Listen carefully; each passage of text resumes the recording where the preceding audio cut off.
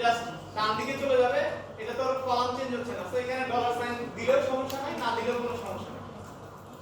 কমা lookup array, এই ফুল নেমটা কোথায় খুঁজবে?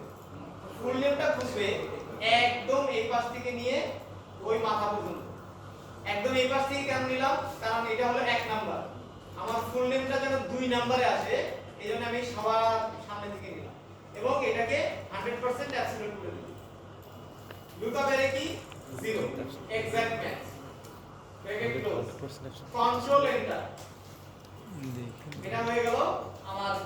এখন এর সাথে এটা ডাইনামিক হয়ে গেল। আমি এখান থেকে যদি কখনো কোনো জিনিস চেঞ্জ করি, ও অটোমেটিক্যালি ভিলুকআপ আমাকে চেঞ্জ করে দেবে। এটা গেল হলো থার্ড লেভেল। এটা বুঝতে পারছেন? কংগ্রেচুলেশন। এরপরে যেটা দেখাবো, এটা না বুঝলে কোনো সমস্যা নেই। এখন আমার এখানে সব সময় তো full name, band, division, email address এরকম থাকবে না, এটাও তো চেঞ্জ হতে পারে। সো আমি এটাকে ডিলিট করে দিলাম, এটাকে আমি ডাইনামিক করতে চাই। সিলেকশন করাই আছে, ডাইনামিকটা কি?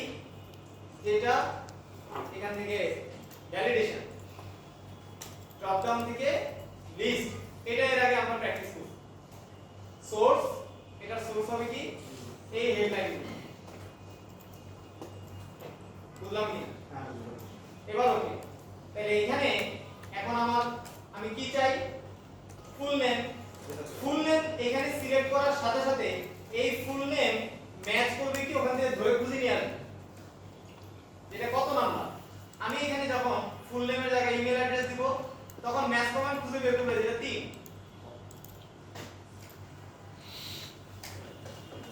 তারপরে ব্যান্ড 4। এইভাবে করে আমি প্রত্যেকটা জায়গাতেই আমার মতো করে আমি ড্রপ ডাউন ক্রিয়েট করতে পারি। এনিথিং।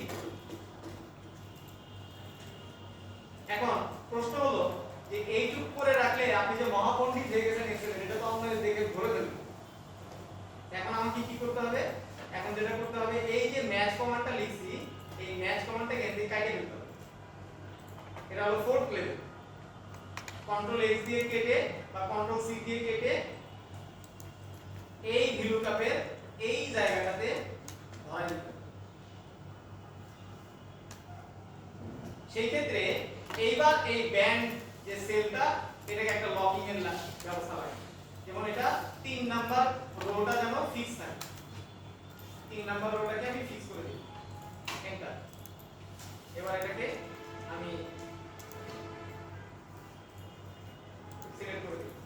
এবার এটাকে যদি আমি ডিলিট করে দেই, তাতেও কোনো সমস্যা নাই।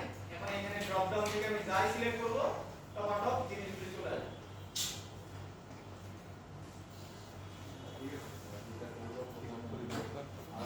হ্যাঁ, এখন আপনি পারলে আমার এখানে দেখেন আমি কি করছি। হ্যাঁ, এখন পারলে বুঝেন আলাদা করে শুনে দিচ্ছি। হ্যাঁ, এখন এইটা যদি আমি প্রথমে লিখতে যাইতাম, ক্লাসের অর্ধেক বলতেছে স্যার একটু ঘুরে আসছে। হ্যাঁ, ঠিক আছে স্যার। এরকম মানে সহজ থেকে কমপ্লেক্স জিনিসটা তৈরি করতে গেলে আমার হয়তো বা 1-2 মিনিট সময় বেশি লাগতে পারে।